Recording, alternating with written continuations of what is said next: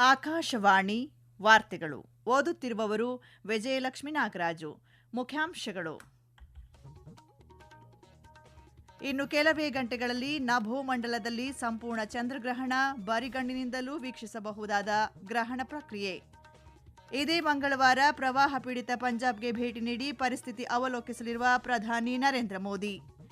ಬಿಹಾರದಲ್ಲಿ ಮುಖ್ಯಮಂತ್ರಿಯಿಂದ ಮಹಿಳಾ ರೋಜ್ಗಾರ್ ಯೋಜನೆಗೆ ಚಾಲನೆ, ಮಹಿಳಾ ಸ್ವಾವಲಂಬನೆಗೆ ಒತ್ತು. ಹಾಗೂ ದಕ್ಷಿಣ ಕೊರಿಯಾದಲ್ಲಿ ನಡೆದ ವಿಶ್ವ ಬಿಲ್ಲುಗಾರಿಕೆ ಚಾಂಪಿಯನ್ಶಿಪ್, ಭಾರತದ ಸಂಯುಕ್ತ ತಂಡಕ್ಕೆ ಚಿನ್ನದ ಪದಕ. ವಾರ್ತೆಗಳ ವಿವರ. ದಶಕದ ಅತ್ಯಂತ ದೀರ್ಘವಾದ ಸಂಪೂರ್ಣ ಚಂದ್ರಗ್ರಹಣ ಇಂದು ರಾತ್ರಿ ಗೋಚರಿಸಲಿದೆ. ಈ ಗ್ರಹಣ ದೆಹಲಿ, ಮುಂಬೈ, ಕೋಲ್ಕತ್ತಾ, ಬೆಂಗಳೂರು ಸೇರಿದಂತೆ ಭಾರತದ ಎಲ್ಲ ನಗರಗಳಲ್ಲಿ ಸ್ಪಷ್ಟವಾಗಿ ಗೋಚರಿಸಲಿದೆ. ಜೊತೆಗೆ ಏಷ್ಯಾ, ಆಸ್ಟ್ರೇಲಿಯಾ, ಪೂರ್ವ ಆಫ್ರಿಕಾ ಮತ್ತು ಯುರೋಪಿನ ಕೆಲವು ಭಾಗಗಳಲ್ಲಿಯೂ ಗೋಚರವಾಗಲಿದೆ. ಅಪರೂಪದ ಈ ಬಾರಿಯ ಚಂದ್ರಗ್ರಹಣವನ್ನು ಬರಿಗಣ್ಣಿನಿಂದ ಸುಲಭವಾಗಿ ವೀಕ್ಷಿಸಬಹುದಾಗಿದೆ. ಚಂದ್ರ ಮತ್ತು ಸೂರ್ಯನ ನಡುವೆ ಭೂಮಿ ಬಂದಾಗ ನಡೆಯುವ ಈ ನೆರಳಿನ ಆಟವನ್ನು ಎಲ್ಲರೂ ಕಣ್ತುಂಬಿಕೊಳ್ಳಬಹುದಾಗಿದೆ. ಇಂದು ರಾತ್ರಿ 8:58ರಿಂದ ಗ್ರಹಣ ಪ್ರಕ್ರಿಯೆ ಆರಂಭವಾಗಲಿದೆ. 11 ಗಂಟೆ 1 ನಿಮಿಷದಿಂದ 12 ಗಂಟೆ 33 ನಿಮಿಷದ ಅವಧಿಯಲ್ಲಿ ಸಂಪೂರ್ಣ ಚಂದ್ರಗ್ರಹಣ ಸಂಭವಿಸಲಿದೆ. ನಾಳೆ ಬೆಳಗಿನ ಜಾವ 2 ಗಂಟೆ 25 ನಿಮಿಷಕ್ಕೆ ಗ್ರಹಣ ಮುಕ್ತಾಯವಾಗಲಿದೆ. ಪ್ರಧಾನಿ ನರೇಂದ್ರ ಮೋದಿ ಇದೇ ಮಂಗಳವಾರ ಪ್ರವಾಹ ಪೀಡಿತ ಪಂಜಾಬ್ಗೆ ಭೇಟಿ ನೀಡಿ ರಾಜ್ಯದ ಪರಿಸ್ಥಿತಿಯನ್ನು ಅವಲೋಕಿಸಲಿದ್ದಾರೆ.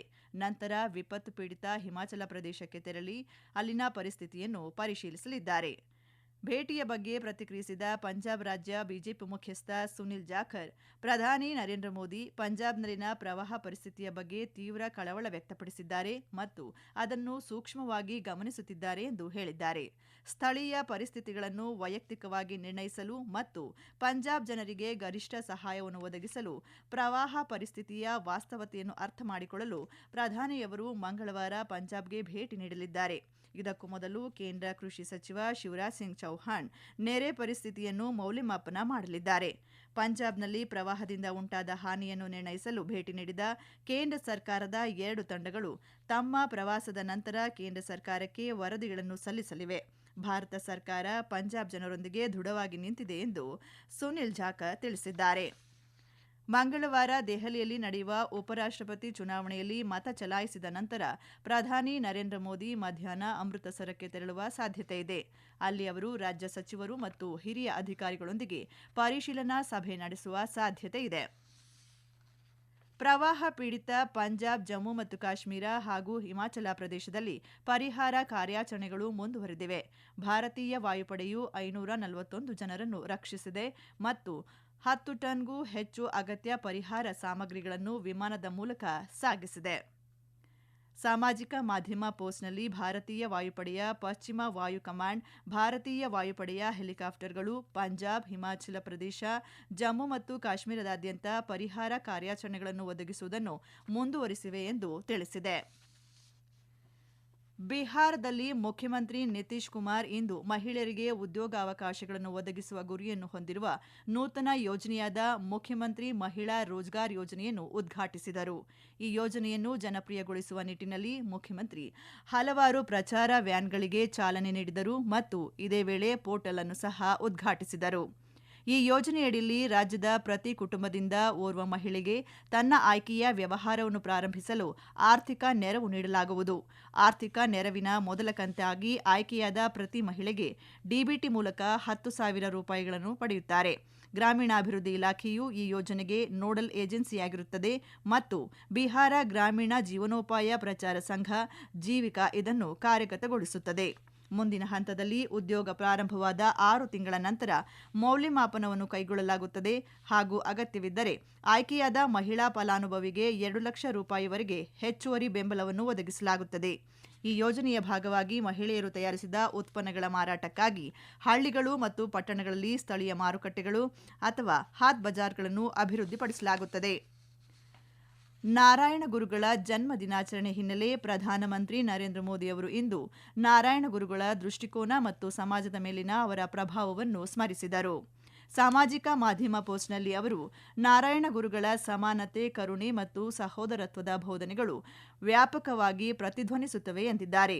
ಸಾಮಾಜಿಕ ಸುಧಾರಣೆ ಮತ್ತು ಶಿಕ್ಷಣವನ್ನು ಮುಂದುವರಿಸುವ ನಾರಾಯಣ ಗುರುಗಳ ಕರೆ ಎಂದೆಂದಿಗೂ ಸ್ಫೂರ್ತಿ ನೀಡುತ್ತಲೇ ಇದೆ ಎಂದು ಹೇಳಿದ್ದಾರೆ. ಈ ವಾರ್ತೆಗಳನ್ನು ಆಕಾಶವಾಣಿಯಿಂದ ಕೇಳುತ್ತಿದ್ದೀರಿ.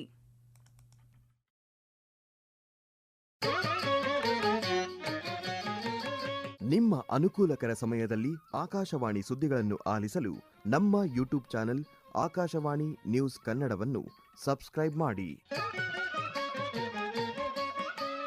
ನಮ್ಮೆಲ್ಲ ಕೇಳುಗರು ನಮ್ಮ ಫೇಸ್ಬುಕ್ ಖಾತೆ ಆಕಾಶವಾಣಿ ಆರ್ಎನ್ಯು ಬೆಂಗಳೂರು ಧಾರವಾಡ ಮತ್ತು ನಮ್ಮ ಟ್ವಿಟರ್ ಖಾತೆ @AIRnews_ಕನ್ನಡವನ್ನು ಅನುಸರಿಸಿ. ಪ್ರಾದೇಶಿಕ ಸುದ್ದಿ ವಿಭಾಗ ಬೆಂಗಳೂರು ಹಾಗೂ ಧಾರವಾಡದ ಎಲ್ಲಾ ಸುದ್ದಿ ಸಂಚಿಕೆಗಳು ನಮ್ಮ ಸಾಮಾಜಿಕ ಮಾಧ್ಯಮ ಖಾತೆಗಳಲ್ಲಿ ಲಭ್ಯವಿರುತ್ತವೆ.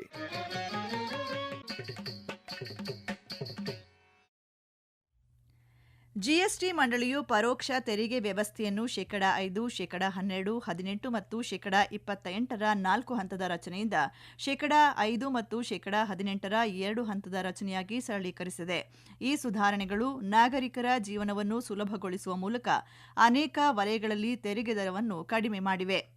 ಜಿಎಸ್ಟಿ ಸುಧಾರಣೆಗಳನ್ನು ಸಾಮಾನ್ಯ ಜನರ ಮೇಲೆ ಕೇಂದ್ರೀಕರಿಸಿ ಕೈಗೊಳ್ಳಲಾಗಿದೆ ಮತ್ತು ಇದು ಈ ತಿಂಗಳ 22ರಿಂದ ಜಾರಿಗೆ ಬರಲಿದೆ.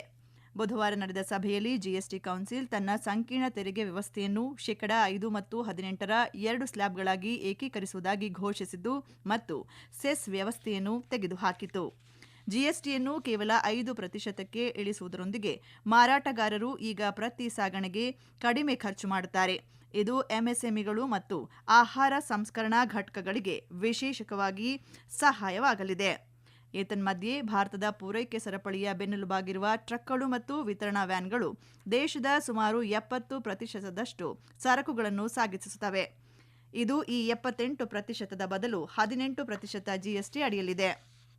ವಿಲಾಯತ್ ಇಂಡಸ್ಟ್ರೀಸ್ ಅಸೋಸಿಯೇಷನ್ನ ಉಪಾಧ್ಯಕ್ಷ ಹರೀಶ್ ಜೋಶಿ ಹೊಸ ಜಿಎಸ್ಟಿ ರಚನೆಯನ್ನು ಎಂಎಸ್ಎಂಇ ವಲಯದ ದೃಷ್ಟಿಕೋನದಿಂದ ಪ್ರಮುಖ ಸುಧಾರಣಾ ಉಪಕ್ರಮ ಎಂದು ಶ್ಲಾಘಿಸಿದರು. ಇದು ಬೇಡಿಕೆಯನ್ನು ಉತ್ತೇಜಿಸುತ್ತದೆ ಮತ್ತು ಬಳಕೆಯನ್ನು ಹೆಚ್ಚಿಸುತ್ತದೆ ಎಂದು ಅವರು ಹೇಳಿದರು. सराहनीय स्टेप्स है कि जिसकी वजह से मध्यम वर्ग को बहुत राहत मिलेगी, स्पेशली एमएसएमई सेक्टर में, कि जिस तरह से जीएसटी के दर कम होने की वजह से स्थानिक मार्केट में उसकी डिमांड बढ़ेगी, लोग उसको सरलता से खरीद पाएंगे और उसकी वजह से भारत का जो अर्थतंत्र है वो ज्यादा मजबूत होने की संभावना है. ವಿಶ್ವ ವ್ಯಾಪಾರ ಸಂಸ್ಥೆ ಜೊತೆ ಮುಕ್ತ, ನ್ಯಾಯಯುತ ಮತ್ತು ಅಂತರ್ಗತ ಬಹುಪಕ್ಷೀಯ ವ್ಯಾಪಾರ ವ್ಯವಸ್ಥೆಗೆ ಭಾರತ ತನ್ನ ಬದ್ಧತೆಯನ್ನು ಪುನರುಚ್ಚರಿಸಿದೆ. ನಿನ್ನೆ ವ್ಲಾಡಿವೋಸ್ಟಾಕ್ನಲ್ಲಿ ನಡೆದ ಶಾಂಘೈ ಸಹಕಾರ ಸಂಸ್ಥೆ ವ್ಯಾಪಾರ ಸಚಿವರ ಸಭೆಯಲ್ಲಿ ಹಂಚಿಕೆಯ ಸಮೃದ್ಧಿಗಾಗಿ ಶಾಂಘೈ ಸಹಕಾರ ಸಂಸ್ಥೆಯ ಸಾಮೂಹಿಕ ಸಾಮರ್ಥ್ಯಗಳನ್ನು ಬಳಸಿಕೊಳ್ಳುವ ವ್ಯಾಪ್ತಿಯನ್ನು ಭಾರತ ಒತ್ತಿ ಹೇಳಿತು. ರಫ್ತು ವೈವಿಧ್ಯೀಕರಣ, ಅವಲಂಬನೆಯನ್ನು ಕಡಿಮೆ ಮಾಡುವುದು ಮತ್ತು ಸ್ಥಿತಿಸ್ಥಾಪಕ ಪೂರೈಕೆ ಸರಪಳಿಗಳನ್ನು ನಿರ್ಮಿಸುವ ಅಗತ್ಯವನ್ನು ದೇಶವು ಪ್ರತಿಬಿಂಬಿಸಲಿದೆ ಎಂದು ವಾಣಿಜ್ಯ ಮತ್ತು ಕೈಗಾರಿಕಾ ಸಚಿವಾಲಯ ತಿಳಿಸಿದೆ. 82ನೇ ವೆನ್ನಿಸ್ ಚಲನಚಿತ್ರೋತ್ಸವದಲ್ಲಿ ಚೊಚ್ಚಲ ಚಲನಚಿತ್ರ ನಿರ್ದೇಶಕಿ ಅನುಪರ್ಣಾ ರಾಯ್ ಅವರು ಸಾಂಗ್ಸ್ ಆಫ್ ಫರ್ಗಾಟನ್ ಟ್ರೀಸ್ ಚಲನಚಿತ್ರಕ್ಕಾಗಿ ಅತ್ಯುತ್ತಮ ನಿರ್ದೇಶಕಿಯಾಗಿ ಒರಿಜೋಂಟಿ ಪ್ರಶಸ್ತಿಯನ್ನು ಗೆಲ್ಲುವ ಮೂಲಕ ಇತಿಹಾಸ ನಿರ್ಮಿಸಿದ್ದಾರೆ. ಈ ಚಿತ್ರವನ್ನು ಅನುರಾಗ್ ಕಶ್ಯಪ್ ಅವರು ಉತ್ಸವದಲ್ಲಿ ಪ್ರಸ್ತುತಪಡಿಸಿದರು. ಸಾಂಗ್ಸ್ ಆಫ್ ಫರ್ಗಾಟನ್ ಟ್ರೀಸ್ ಚಿತ್ರದಲ್ಲಿ ನಾಜ್ ಶೇಖ್ ಮತ್ತು ಸುಮಿ ಬಾಘೇಲ್ ನಟಿಸಿದ್ದಾರೆ. ಇದನ್ನು ಬಿಭಾನ್ಶು ರಾಯ್, ರೋಮಿಲ್ ಮೋದಿ ಮತ್ತು ರಂಜನ್ ಸಿಂಗ್ ನಿರ್ಮಿಸಿದ್ದಾರೆ.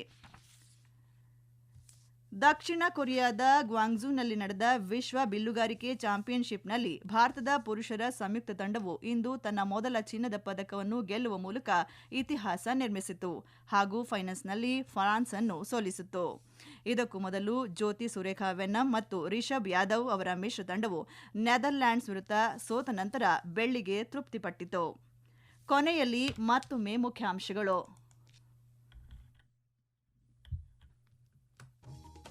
ಇನ್ನು ಕೆಲವೇ ಗಂಟೆಗಳಲ್ಲಿ ನಭೋಮಂಡಲದಲ್ಲಿ ಸಂಪೂರ್ಣ ಚಂದ್ರಗ್ರಹಣ, ಬರಿಗಣ್ಣಿನಿಂದಲೂ ವೀಕ್ಷಿಸಬಹುದಾದ ಗ್ರಹಣ ಪ್ರಕ್ರಿಯೆ. ಇದೇ ಮಂಗಳವಾರ ಪ್ರವಾಹ ಪೀಡಿತ ಪಂಜಾಬ್ಗೆ ಭೇಟಿ ನೀಡಿ ಪರಿಸ್ಥಿತಿ ಅವಲೋಕಿಸಲಿರುವ ಪ್ರಧಾನಿ ನರೇಂದ್ರ ಮೋದಿ. ಬಿಹಾರದಲ್ಲಿ ಮುಖ್ಯಮಂತ್ರಿಯಿಂದ ಮಹಿಳಾ ರೋಜ್ಗಾರ್ ಯೋಜನೆಗೆ ಚಾಲನೆ, ಮಹಿಳಾ ಸ್ವಾವಲಂಬನೆಗೆ ಒತ್ತು.